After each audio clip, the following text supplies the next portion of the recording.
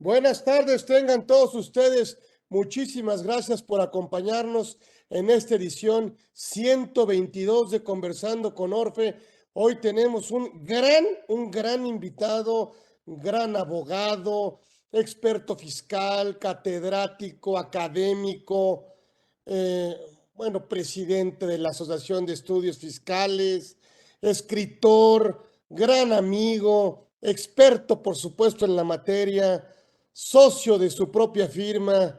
De verdad, hoy nos sentimos muy privilegiados de que mi gran amigo Alejandro Calderón, además de que es un agasajo escucharlo y aprenderle, esté con nosotros aquí en que ya nos habíamos tardado en invitarlo, pero él siempre muy generosamente, muy amablemente, siempre dice, adelante, aquí estamos.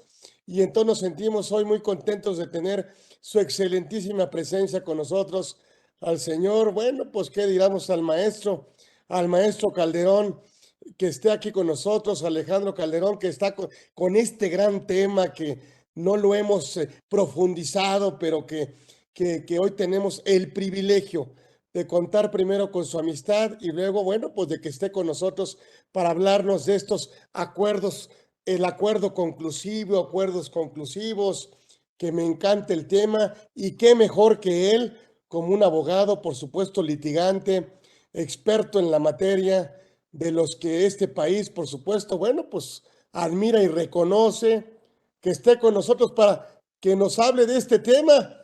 Así que le doy la gran bienvenida aquí a su casa, aquí a su casa, a Alejandro, a Alex, que esté con nosotros aquí, al maestro Calderón, que no necesita la verdad grande presentación, no es por perder el tiempo, pero yo prefiero escucharlo. Tiene todas las credenciales, créanme, ya no sabemos ni qué contar ni qué platicar, pero sí podemos escucharlo permanentemente. Es un agasajo tener aquí al maestro Alejandro. Alex, gracias Alex por estar aquí con nosotros.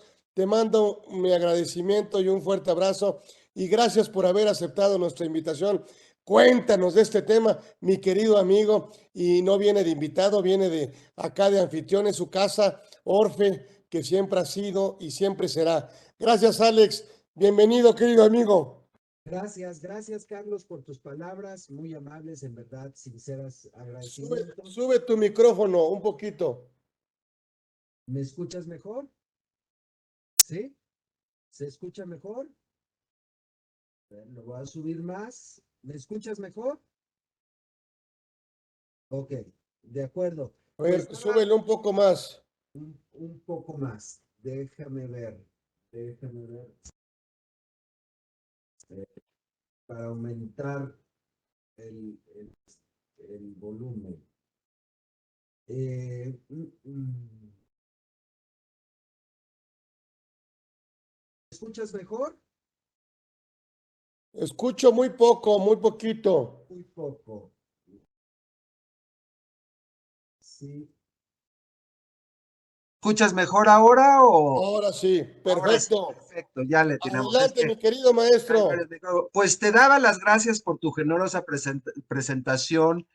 Muchas gracias, Carlos, y también un agradecimiento a la institución Norfe por esta invitación que sin duda me distingue participar en estos conservatorios que, como bien dices, ya acumulan bastantes, lo cual pues ha sido un reto y nuevamente te felicito por esta tarea de difusión de la materia fiscal, pues para todos los compañeros que nos dedicamos y que nos gusta la materia. Como bien mencionas, pues hoy voy a tocar un tema del cual creo que es muy interesante su análisis, pero sobre todo ver en dónde estamos parados hoy en esta figura jurídica, en esta muy interesante figura jurídica y hacia dónde se puede ir caminando, el qué ha dado y qué esperemos que siga dando como resultados esta institución. La institución, como ustedes lo ven en el título, pues son los acuerdos conclusivos. Y primero que nada, pues tenemos que rendir honor y agradecimiento a los creadores de esta idea, en donde está la licenciada Diana Bernal, sin duda, por empujar estas figuras novedosas, atrevidas, yo diría también. No responde a una copia de alguna otra jurisdicción, sino es una idea mexicana que yo al contrario creo que es una idea que se está exportando hacia Latinoamérica y parte de Europa que han volteado a verlo con interés. Y por eso, pues la trascendencia de analizarla, cuidarla y desarrollarla. ¿Cómo está previsto el acuerdo conclusivo? Primero, es un procedimiento especial que lleva a cabo la Procuraduría de Defensa de Derechos de los Contribuyentes, la PRODECON que conocemos.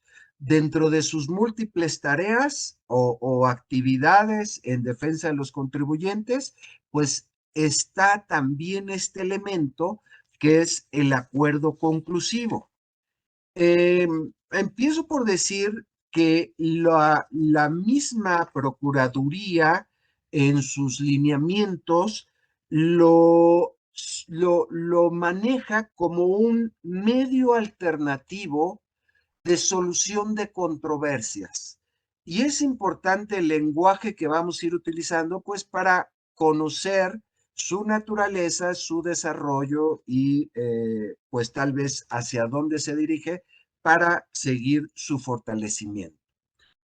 Sí, respondió su nacimiento, no tengo duda, a una crisis que se vivía y se sigue viviendo, que es el exceso de judicialización de asuntos fiscales y que involucra pues gastos adicionales para el Estado en su vertiente del entonces Tribunal Fiscal o Tribunal Federal de Justicia Administrativa, para el contribuyente por la materia fiscal que normalmente va a tener que estar enfrentando un crédito fiscal que crece día a día con recargos y actualización y que además hay que garantizar. Muchas veces esa garantía representa un costo importante para los contribuyentes, salvo otra figura novedosísima que es el juicio de resolución exclusiva de fondo, también ideada y empujada por la Procuraduría de Defensa del Contribuyente, por Diana Bernal en concreto, otra gran figura, pero no es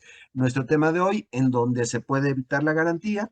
Pero esos elementos que están alrededor de judicializar un asunto fiscal, pues llevaban tiempo, costos para las dos partes, para el Estado y para el contribuyente. Y decía tiempo en dedicarle recursos humanos, pero también tiempo por el exceso de asuntos judicializados, en donde pues entramos a un juicio de nulidad ante el Tribunal Federal de Justicia Administrativa y pues en sus distintas etapas y según la complejidad del juicio, las pruebas que se ofrezcan, si hay ampliación o no, pero pues los procedimientos podría decir que no duran menos de año y medio y que además pues es un tribunal de primera instancia, lo que involucraría que después de ese tribunal pues hay otra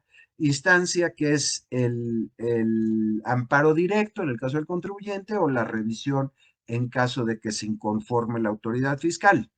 Y vamos a suponer que en esa segunda instancia, que debe ser definitiva en temas de legalidad, se resuelve totalmente el asunto. Estamos hablando 2 años y medio después, pero muchas veces la resolución de sus juicios son para el efecto de que o se emite una nueva sentencia en primera instancia, o bien que hay vicios en el procedimiento llevado a cabo por la autoridad fiscal en la fiscalización y se necesita reponer. Es decir, si bien ya estamos en 2 años y medio con una sentencia definitiva e inapelable, no garantiza que ya hayamos tocado el fondo del asunto y resuelto el fondo del asunto, pues por la gran variedad de argumentos que se pueden hacer y que eso pues nos lleva a la primera base otra vez. Bueno, todo ese tiempo, todo ese desgaste le cuesta a los dos, al Estado y al contribuyente y a toda la sociedad mexicana porque somos lo mismo. Entonces se pensó cómo evitar este desgaste. Y se piensa en este medio alternativo.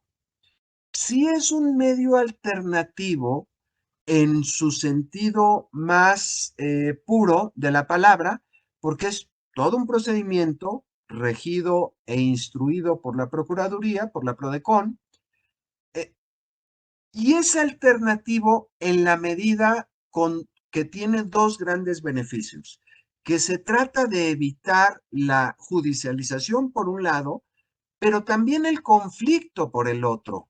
O sea, tiene muchos beneficios por el momento en que se puede iniciar este procedimiento alternativo. Entonces, es alternativo, pero también es un medio de anticipación para que no surja un litigio. Entonces, no es una alternativa para resolver una controversia, sino también es de anticipación para que no surja la controversia y que las partes puedan estar en un ambiente de confianza, en un espacio de confianza, tanto la autoridad fiscal como el contribuyente, llevando a cabo no diría negociación, sino propuestas apegadas a la ley, en donde, por supuesto, la buena fe es un elemento fundamental de las dos partes. Es decir, si la autoridad en un procedimiento de acuerdo conclusivo pretendiera ver el 100% de mis comprobantes, pues ya tendríamos un problema también de buena fe de búsqueda de soluciones. Sin duda, y hay recomendaciones y criterios de la PRODECON, pues que tienen que hacerse análisis como lo haría un auditor, que es pues pruebas selectivas de importancia, de trascendencia, de selección aleatoria, es decir, de cualquier forma, porque eso es otro gran valor de este procedimiento, la flexibilidad basada en la buena fe para el desarrollo o la búsqueda de un acuerdo. Decía que en este acuerdo conclusivo regido por la PRODECON, pues en sus propios lineamientos dice que se lleve a cabo de manera transparente, se preserve el cumplimiento de las disposiciones jurídicas aplicables en la que y esencialmente garantizando los derechos del contribuyente. Y la Procuraduría actúa como un facilitador y testigo para la adopción del acuerdo. Entonces, tiene una tarea importantísima la PRODECON. No puede la PRODECON en esos procedimientos volverse asesora del contribuyente. Sí tiene otras cachuchas donde asesora, donde orienta, incluso donde defiende al contribuyente. Pero en este procedimiento tiene que actuar con neutralidad. Pero la neutralidad no la hace un testigo mudo, es un testigo que va normando y facilitando el procedimiento para mantener estos elementos de transparencia, confianza, buena fe y la búsqueda de acuerdos. Esa es, digamos, en términos generales, la figura. Y vamos a empezar a hablar de algunos detalles. ¿Cuándo se puede iniciar? Se puede iniciar cuando hay una calificación de hechos efectuados precisamente en una etapa de fiscalización. Y esto es muy, muy, muy importante, el elemento de procedencia, que haya una calificación de hechos. No quiere decir que forzosamente ya se tenga las conclusiones jurídicas atribuibles a esos hechos. Lo más importante son los hechos en esta etapa.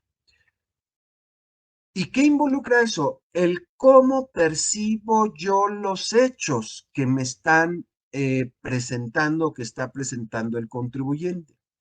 Ustedes saben que pues por el uso de tecnologías, también por algunas políticas internas del Servicio de Administración Tributaria, pues todas las juntas entre contribuyente y autoridad fiscal se realizan en en un ambiente de transparencia abierto, con citas, se sabe quién vio, con quién vio, qué se discutió, qué asunto, pues porque siempre rondará en nuestras mentes, lamentablemente, un fenómeno posible de corrupción. Entonces, estas juntas se llevan a cabo durante la etapa de fiscalización, pues de manera transparente, pero cada vez son menos esas juntas cara a cara con la autoridad fiscal. Y son menos por muchísimas razones, pero entre esas, el tiempo que toma programar y llevar a cabo estas juntas y en consecuencia, pues hemos estado migrando a realmente fiscalizaciones que son a distancia, en donde pues la autoridad fiscal hace uso de sus sistemas, tiene mucha información previa para dirigir un requerimiento de información ya concreto y pues el contribuyente debe entender bien ese requerimiento, primer punto, y segundo, suministrar la prueba idónea. Y ese es otro gran problema que vemos en la fiscalización. ¿Cuál es la prueba idónea para lo que me están pidiendo? Muchas veces uno piensa, bueno, si me están pidiendo que pruebe la prestación del servicio, ahí anexo el contrato. No, sí es un elemento de prueba. Así se va construyendo la prueba, a través de elementos. Pero presentar el contrato solo prueba que se firmó un contrato. Y la autoridad seguramente me está diciendo en qué consistió el servicio.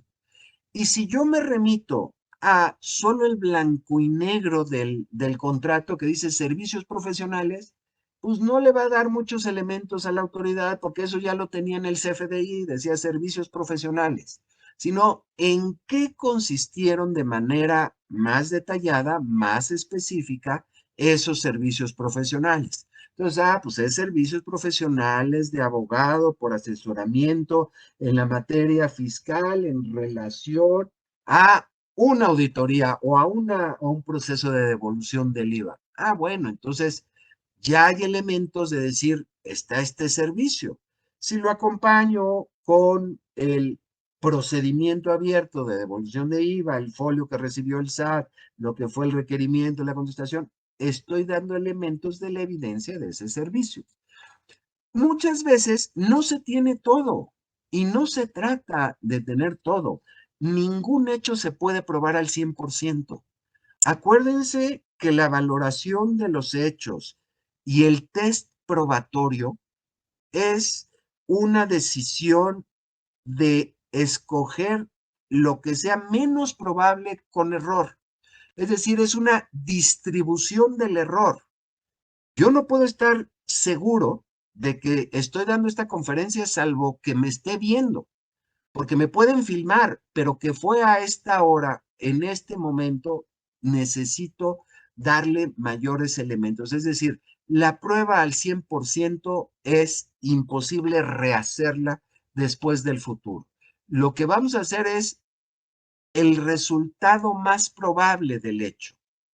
Y ese resultado más probable del hecho, sin duda, se da cuando yo puedo expresar con palabras y soportado con documentos una prueba de un hecho. Entonces, esas juntas con la administración tributaria, cara a cara, pues me pueden preguntar, oye, aquí veo este contrato, dice esto, explícamelo. Y van llegando a formarse ciertas convicciones.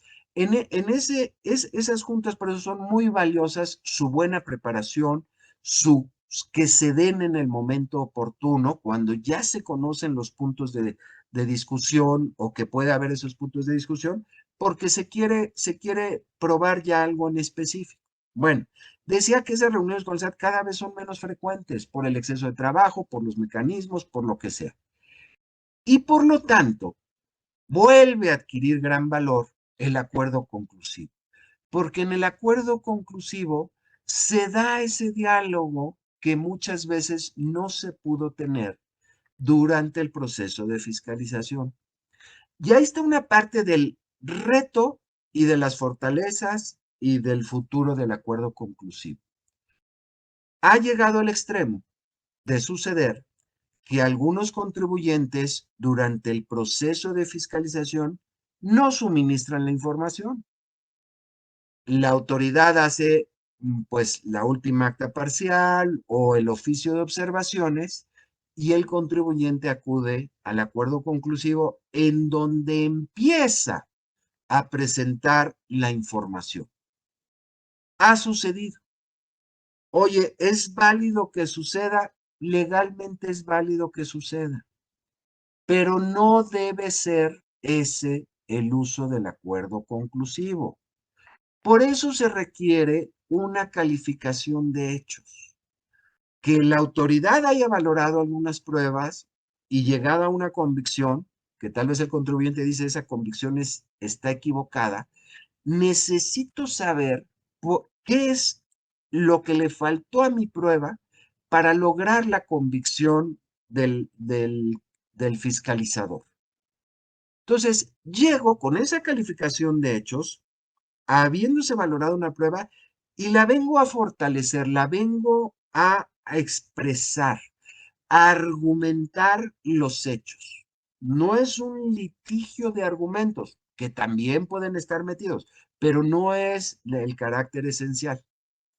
Entonces, lo primero que hay que cuidar, y creo, pues la Procuraduría va, en mi opinión, a tejer por ese camino y el SAT también a manejarse por ese camino, no es el acuerdo conclusivo la segunda etapa de la fiscalización o el espacio de la fiscalización. No, no es ese, no es ese. Eso debe suceder durante la fiscalización. Pero como tiene mucha flexibilidad el acuerdo conclusivo, puede suceder dentro del acuerdo conclusivo. ¿Cuál es, yo creo, lo que debemos hacer? Normar de mejor manera el desarrollo de las auditorías para que precisamente haya una calificación de hechos en sus etapas finales, es decir, ya que se acerquen los plazos para emitir el oficio de observaciones o la última acta parcial, y que ante en ese desacuerdo de la calificación de hechos, se pueda ir a un acuerdo conclusivo, rápido, claro, contundente, preciso, y evitar una controversia innecesaria o que no tendría un beneficio para ninguna de las dos partes.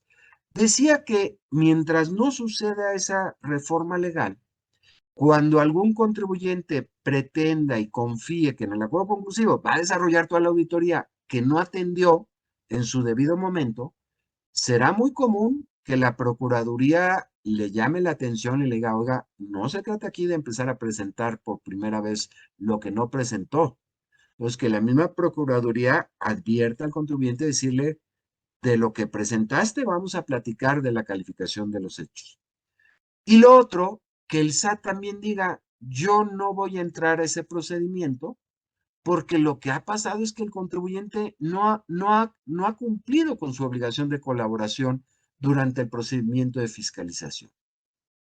Y ese contribuyente, pensando que tenía una estrategia, se va a llevar una mala tarde cuando eso suceda, cuando el SAT se niegue a entrar al acuerdo conclusivo. ¿Lo puede hacer el SAT? Sí, lo puede hacer negarse justificadamente, razonando por qué, entrar al procedimiento de acuerdo conclusivo. Hasta el día de hoy y hasta donde la experiencia profesional que tengo y de colegas, el SAT generalmente acepta y entra, pero no le gusta, no le gusta, tiene que ser un procedimiento muy ágil. El contribuyente tendría que justificar por qué no suministró lo que le requirieron en su momento. Una cosa es lo que me requirieron. A veces el SAT quiere que uno presente lo que no le requirieron, pero pues yo no sabía que no te iba a convencer lo que te presenté. ¿Ok? Pero tiene que haber, insisto, la preparación adecuada para iniciar un acuerdo conclusivo y que sea provechoso, evidentemente, porque se trata de ahorrar tiempo y dinero en estos mecanismos o medios alternativos de prevención de controversias. No es de solución de controversias, sino de prevención de controversias. Entonces, yo creo que ese es el primer punto que pondría sobre la mesa. Debe haber una calificación de hechos para el inicio. Y en la calificación de hechos hay responsabilidad tanto del fiscalizador que me pide como del contribuyente para ponerlo. Si ahí me dicen, tienes una corbata, pues yo presento esta corbata. Y ya que la discusión sea, es roja, es medio rosa, bien, vamos a discutirlo para yo convencerte por qué digo que es rosa. No obstante que tenga otros colorcitos, te tengo que convencer por qué. Porque predomina, porque a la distancia se ve, porque está hecho con fibra solo rosa, no sé. Lo que quiere argumentar, pero es eso. Y ya demostrando que es rosa, pues es como demostrar si es deducible, bueno, pues se evitó la controversia de si era o no era deducible. Ahora, mencionaba la flexibilidad también en eso. Si yo, por ejemplo, tuve una auditoría en donde discutí el color de mi corbata y siempre uso esa corbata ejercicio tras ejercicio, pues puedo incluso iniciar una auditoría muy rápido, tan pronto me hagan el requerimiento, porque tengo el antecedente de la percepción de esa prueba por parte de la autoridad. Entonces, si oiga, con base en estos elementos, la calificación que me va a hacer la autoridad, aun y cuando todavía no esté en blanco y negro, pero que me va a hacer por los precedentes, por estas características, quiero discutirla y se puede abrir a temprano momento. Nuevamente, mientras sea razonable la presunción de existencia del hecho calificado, la Procuraduría va a abrir las puertas y les digo en experiencia, por lo menos en el sector de grandes contribuyentes, también abren las puertas y se llegan a discusiones y buenos acuerdos en ese momento. ¿Qué más tenemos dentro de la flexibilidad del acuerdo conclusivo? Eh, pues que se puede hacer multianual. Si yo tengo un problema constante, año con año, alguna práctica, algo así, y la autoridad me observa en un momento algo con el cual pues yo decido estar de acuerdo o que coincido o le doy la razón a la autoridad y lo tengo en varios ejercicios, pues conviene decir, voy a hacer una eh, corrección multianual. ¿Y por qué conviene? Porque nos vamos a nuevamente ahorrar tiempo, dinero y esfuerzo, ambas partes. El SAT, ahora sí que ya me vio, me va a abrir una revisión. Es cuestión de que lo programe, pero va a llegar, no hay duda de eso, ¿no? O sería muy poco probable que no llegara cuando el mismo SAT pues tiene la información de que fue algo constante lo que yo estaba haciendo como operación. Y el beneficio que yo haga esa autocorrección, pues por un lado es en el ejercicio en que me están revisando, sin lugar a dudas, me voy al acuerdo conclusivo. Por los que no me están revisando, pues sin duda soy espontáneo, porque no hay facultades de comprobación. Pero estoy seguro que al hacer ese análisis, esa revisión multianual y corrección multianual, estoy eliminando ya un punto de cualquier otra fiscalización que pudiera existir. Me podrán revisar de otros temas, pero ese tema que yo ya sé que la autoridad observe y que yo le di la razón o estuve de acuerdo en corregirlo, lo voy a evitar. Y tal vez me evité toda la fiscalización y con ello, pues muchos otros problemas, ¿no? Nosotros sabemos que en toda fiscalización pues siempre hasta el contribuyente dice, ay, sí es cierto, me faltaba este dato, o ay, me omití esta partecita, y que cuestiones formales se transforman en cuestiones de fondo durante procedimientos de fiscalización, que a veces el contribuyente pues no cuidó en sus procesos, ¿no? Eh, bueno, aquí otra de los beneficios del acuerdo conclusivo es la flexibilidad. Una reforma de este año fue el ponerle límites en el tiempo a la apertura del acuerdo conclusivo. Entonces dice, tu límite es 20 días después de la última acta parcial o 20 días después del oficio de observaciones. Entendiendo que tiene que haber un límite, o que se puede válidamente establecer un límite para iniciar un procedimiento de acuerdo conclusivo, creo que el plazo está mal diseñado. ¿Por qué? Porque si hay un oficio de observaciones o una última acta parcial, el contribuyente tiene paralelamente otros 20 días para contestar o presentar pruebas, fíjense bien, que desvirtúen los hechos consignados en el oficio de observaciones o última acta parcial. Entonces, todavía estamos en etapa de calificación de los hechos. Esa contestación al oficio de observaciones, a la última acta parcial, no es una demanda, no es mis mejores argumentos de por qué malinterpretan la ley o tengo argumentos de defensa para decir que esto o tal cosa es procedente. Sí se deben hacer valer, pues para mencionárselos anticipadamente al SAT y que se vaya refinando el punto de discusión, pero no es el elemento esencial. En ese momento es presentar pruebas, documentos, libros, evidencias para desvirtuar los hechos consignados en la última acta parcial o en el oficio de observaciones. Entonces, si todavía estoy en esa etapa y está corriendo paralelamente los 20 días para contestar observaciones y presentar el acuerdo conclusivo, pues materialmente, si quiero abrir el acuerdo conclusivo, tengo que decir lo mismo en los dos, pues porque no sé qué calificación de hechos en definitiva me va a dar la autoridad. Presento, no sé, mis estados de cuenta que antes faltaba. Bueno, pues no sé si con eso ya se probó el hecho, pero lo tengo que presentar en la contestación, en el procedimiento de fiscalización e igualmente en el acuerdo conclusivo, porque corren paralelo.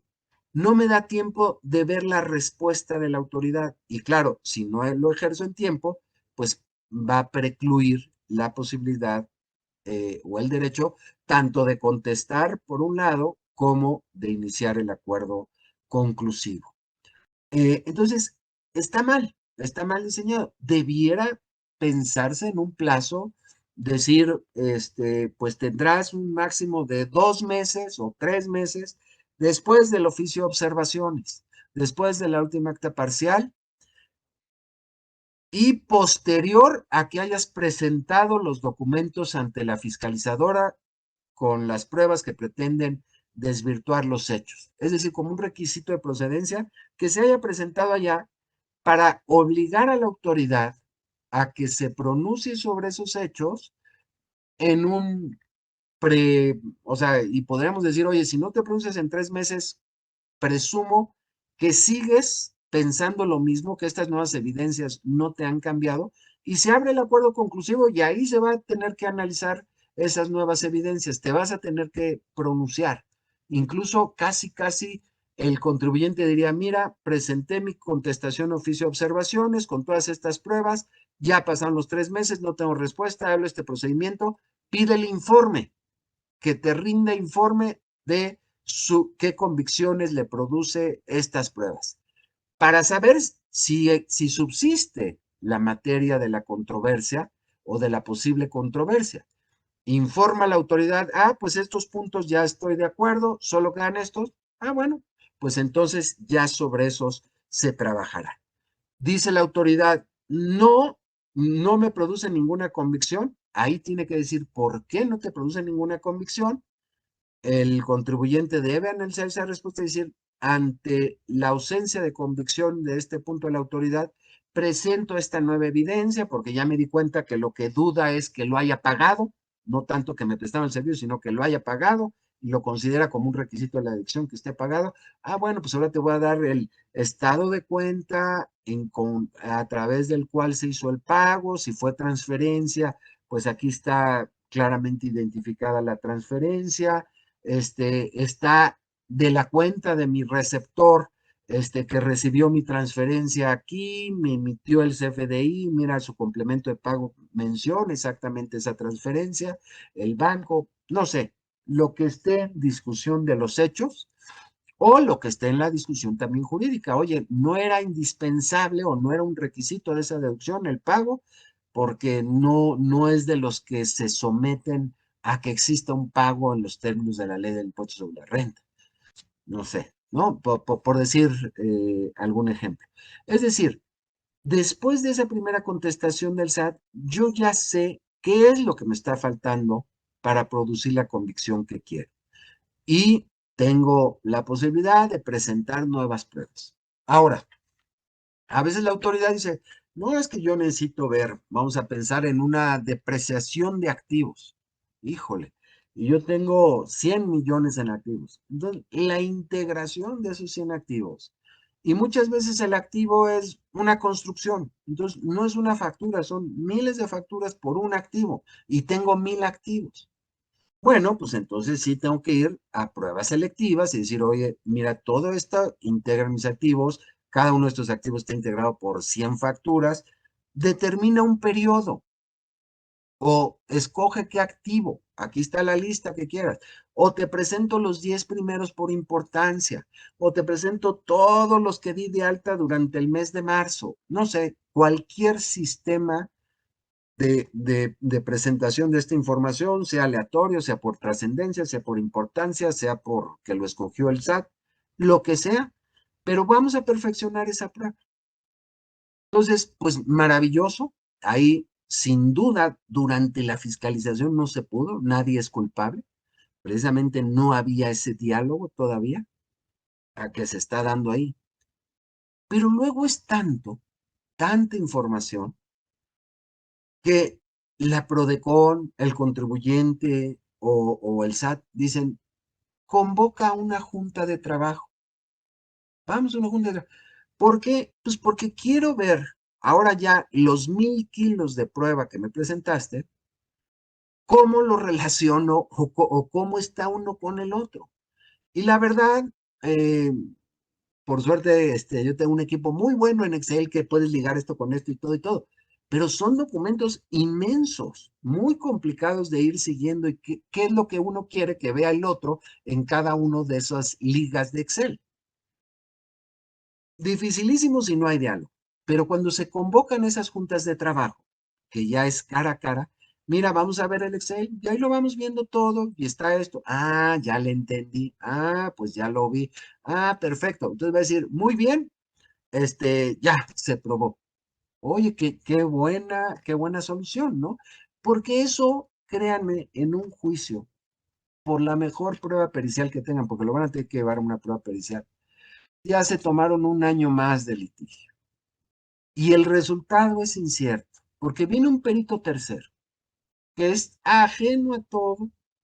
Si le entiende a tu Excel, pues, buena suerte. Pero si no, el mismo problema de no hay comunicación, ¿no? Que eso también es malo. Ojalá y las periciales se desahogaran en presencia de todas las partes para poder decirle al perito, oye, pero a ver, dime esto, si ves esto, lo ligas. Pero no es así. Todo es muy formal, muy apersonal, todo es por escrito, los dictámenes y todo es. No he tenido yo el caso de que un magistrado cite al perito para tratar de entender qué vio el perito precisamente como técnico contable en este caso y que pueda transmitirle esa valoración del hecho al juzgador, quien a su vez tomará la decisión. Entonces, estas juntas de trabajo son muy importantes. Hay otras juntas que son técnicas, que es vamos a discutir la parte técnica, generalmente en materia de precios de transferencia, ¿no? Que requiere para su elaboración y presentación muchos otros elementos técnicos de análisis funcional, de valoración de riesgos, de comparabilidad, muchos elementos que pues, se puede tener una junta técnica para discutir por qué este comparable sí o por qué este comparable no, en qué es comparable, o siendo distintos el ajuste de comparabilidad para hacerlos comparables. Pues eso en una junta técnica. Y es como pintura. ¿no? Ustedes pueden ver el cuadro que tiene atrás Carlos, muy bonito, pero que se los diga el artista lo que trató de poner ahí atrás tiene otra valoración a la hora que lo escuchen a lo que nosotros nada más vemos de ese cuadro. Parece abstracto. Pues no tenía un significado, viene de la escuela italiana, no sé, cualquier explicación que nos diga el artista, pero que sin duda nos va a cambiar la percepción de lo que estamos viendo, que es un papel. Eh, no me he callado, Carlitos, pero cuando quieras hacerme algún comentario, porque te noté ahí de alguna pregunta, con muchísimo gusto, o a todos nuestros participantes, creo que por el chat, eso sí lo pueden, pues hacer también, ¿no? Pues a lo mejor algunas preguntas del tiempo máximo. Ay, pues es que te voy a comprometer el tiempo máximo que llega a durar un acuerdo conclusivo con el SAT, Alex.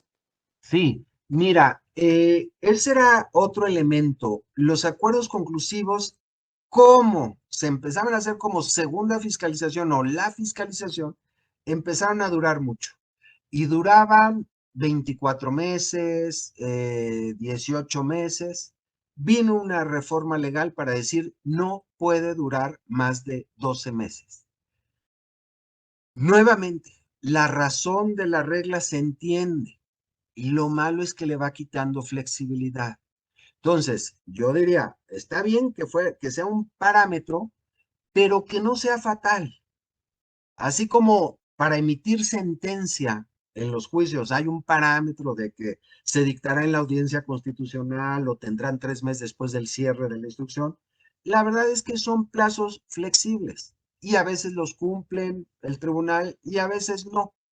Bueno, aquí también, yo diría, el propósito es 12 meses, me parece un plazo razonable, pero siempre y cuando lleguemos con un buen inicio del acuerdo conclusivo, o sea, precisamente ya con esa calificación, con esa discusión de qué es lo que quiero probar y qué no está probado, ¿no?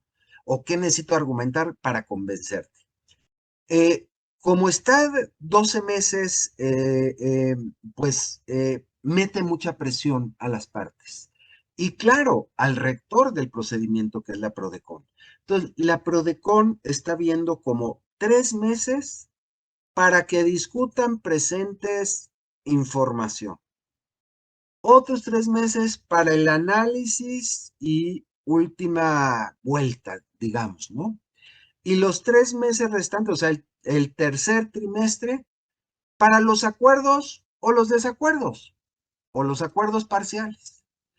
Y el cuarto trimestre, que es bien importante, eso también ha afectado, digamos, un poquito el funcionamiento del acuerdo conclusivo, para el proceso de pago, porque la PROCON tiene que cuidar de cerrarlo dentro de los 12 meses, pero sabe que cuando llegan a un acuerdo, el contribuyente va a decir, oye, pero yo ya había utilizado antes un acuerdo conclusivo, me habían perdonado la multa por disposición expresa de la ley, pero en este segundo necesito ir a pedirle a la desconcentrada que me disminuya o condone la multa. Entonces no puedo pagar y decir, ya estamos todos de acuerdo, pues porque no puedo pagar la multa, necesito una resolución que me la condone. Bueno, pues entonces por eso se requiere que ya esté todo el acuerdo 3 meses antes para dar tiempo a la desconcentrada de respóndele al contribuyente si se le condona o no la multa. En principio, pues como ya es una facultad reglada, si uno reúne los requisitos, pues debería ser la respuesta sí. Entonces ya me dan la resolución, pago el impuesto omitido, su actualización, si solicité reducción de recargo, sí o no, pues lo que sea. Valora mi autocorrección la autoridad, o sea, de que esté en forma y monto bien calculado.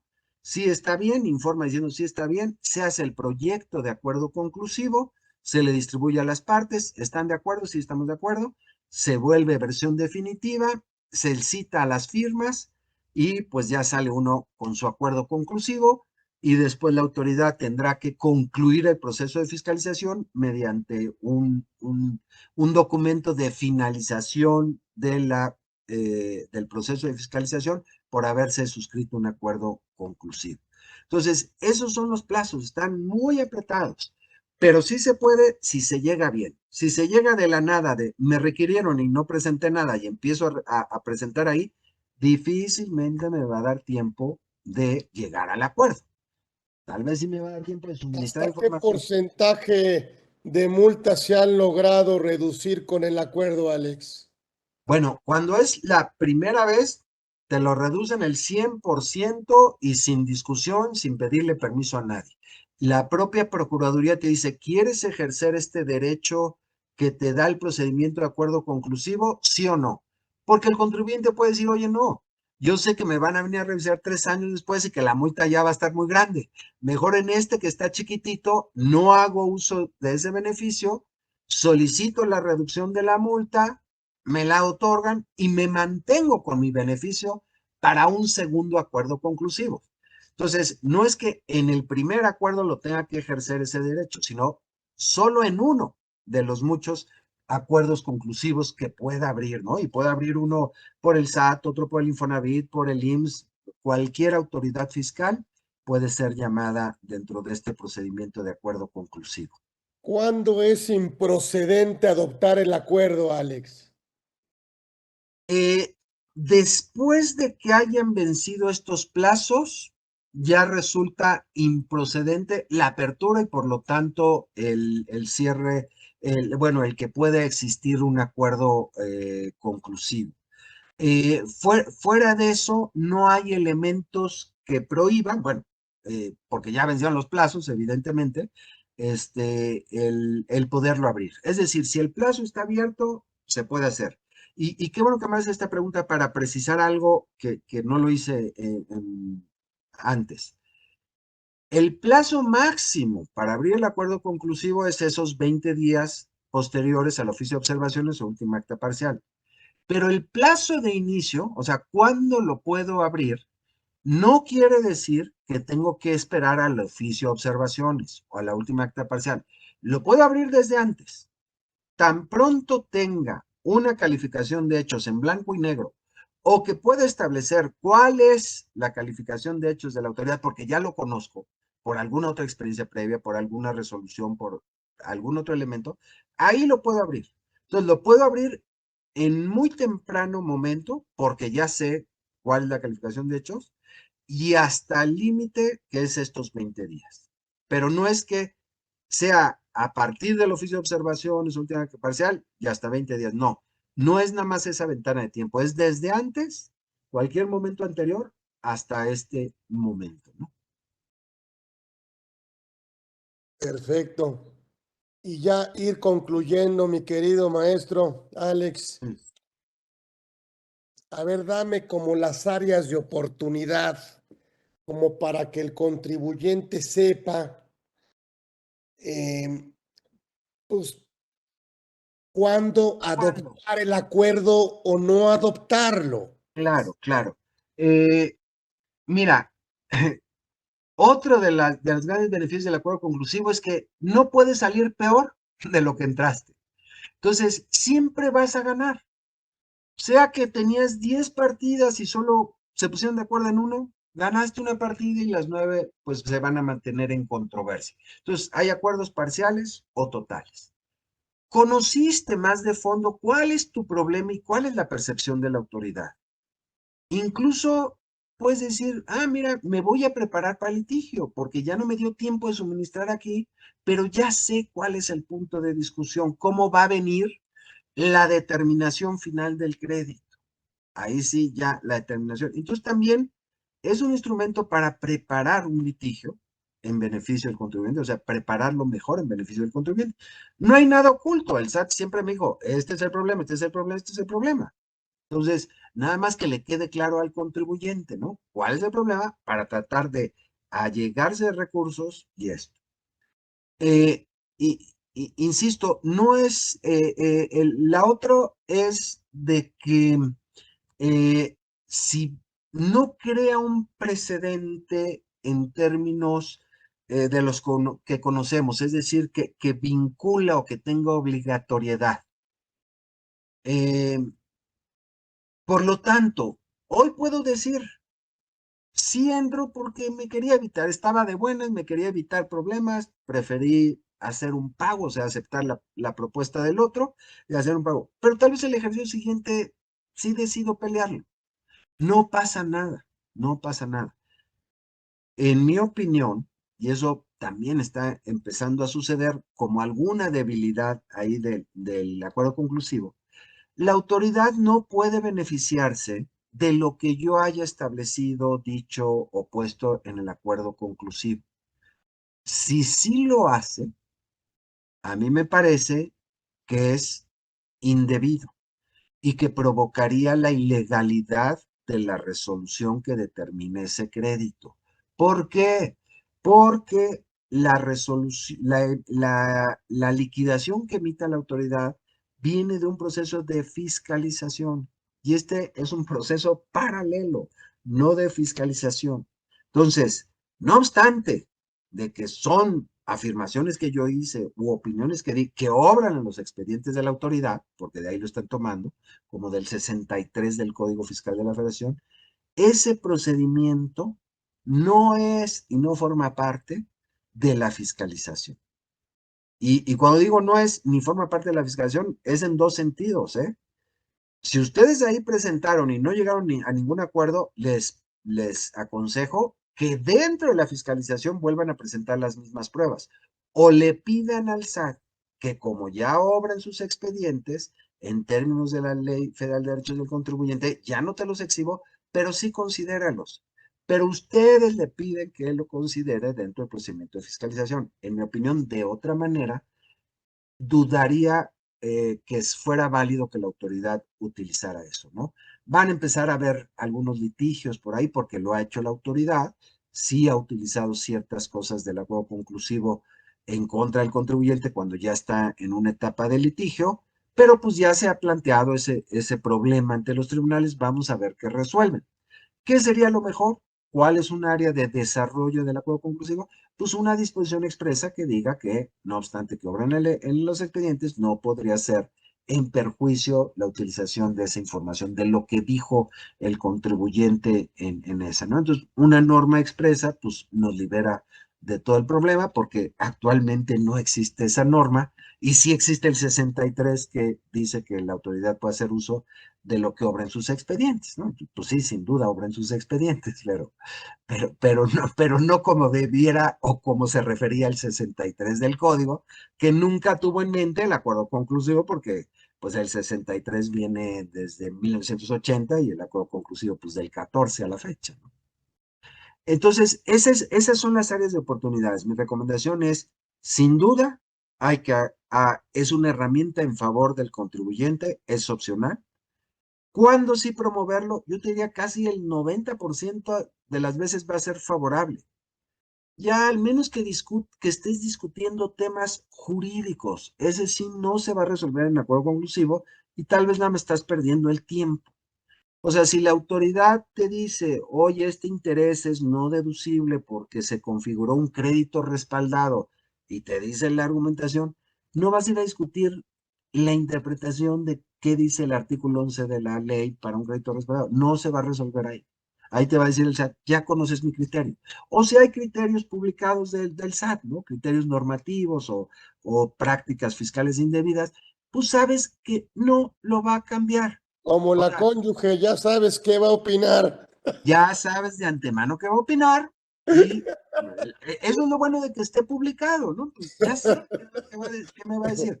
Eso no se va a resolver en el acuerdo conclusivo, entonces serían de los pocos casos que diría, no tiene caso promoverlo, ¿no? Pero fuera de ahí, pues sí, lo recomiendo muchísimo. Me da pena hacer estas recomendaciones por la Prodecon porque pobrecitos se les llena de trabajo, pero pues la culpa es de ellos, que los anduvieron diciendo sí, promuevan y esto está a disposición de ustedes, tal y como es.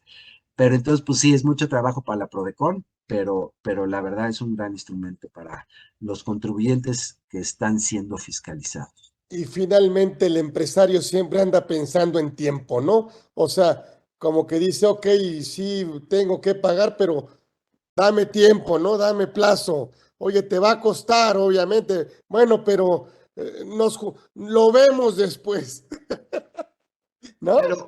Tú puedes ir ahí ya que llegaste al acuerdo, de solicitar un pago en parcialidades, se te autoriza y forma Ese es parte el del tema, acuerdo. claro. Entonces no te limita O sea, es ni un te tema menoscaba. puede ser un financiamiento.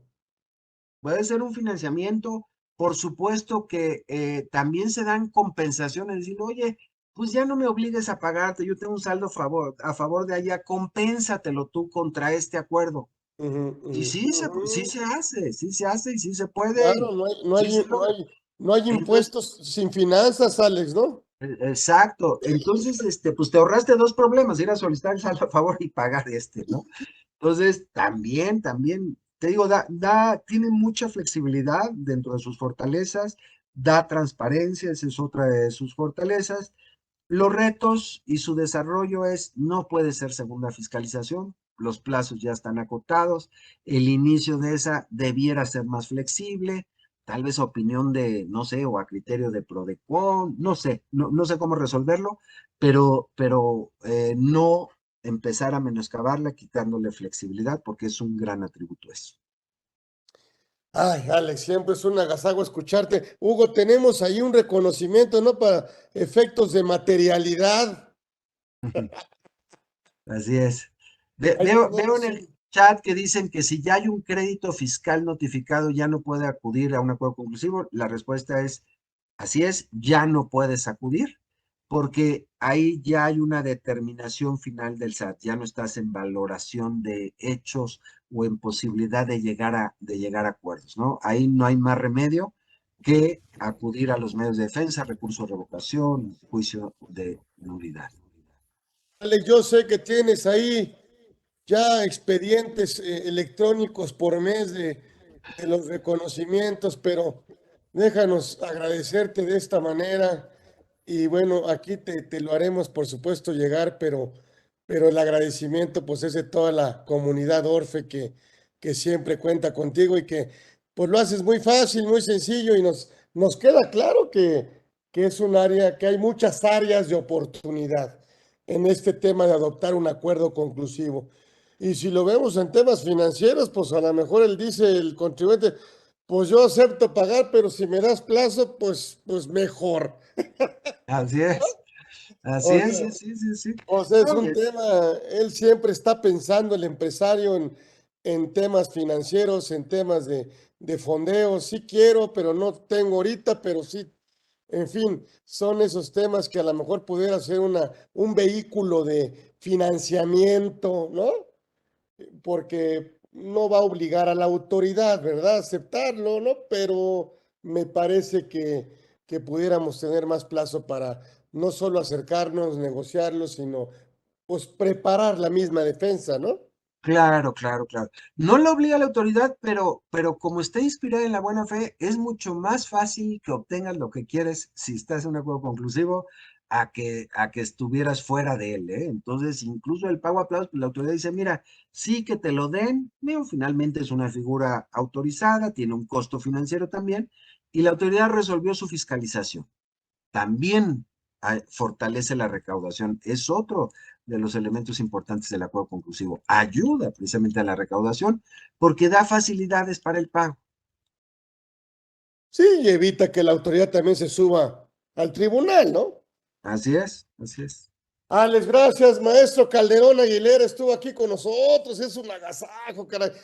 Me gustaría decirle parte uno de Sí. varias que tengo ahí, de varios temas que quiero Hay invitarlo varios acá. Lo elementos, sí. vamos a comprometer aquí, pero primero le vamos obviamente a agradecer y luego lo vamos a comprometer para que esté con nosotros con muchos temas que tiene tan interesantes y que le aprendemos mucho. Así que estuvo con nosotros el maestro Alejandro, bueno, pues el doctor Alejandro Calderón, que estuvo aquí con nosotros, es un agasajo, créanme, escucharlo y sobre todo, bueno, tener esta experiencia, ojalá de veras, bueno, pues si tenemos algo, pues acercarnos obviamente con él para que nos oriente y para que nos ayude y para que nos asesore y para que nos recomiende y lo que sea. Así que, Alex, gracias. Gracias a todos los que estuvieron aquí con nosotros en Facebook, en lo que sea, en YouTube, en todas las redes estamos. Pero bueno, pues tuvimos un gran programa 122 con un gran invitado, el doctor Alejandro Calderón Aguilera, que estuvo aquí con nosotros. Gracias, Alex. Un abrazo. Gracias, Nos Carlos. vemos Igual. el próximo miércoles, ya saben, aquí en Conversando con Orfe. Gracias a ustedes. Gracias. Gracias a todos los participantes. Hasta luego.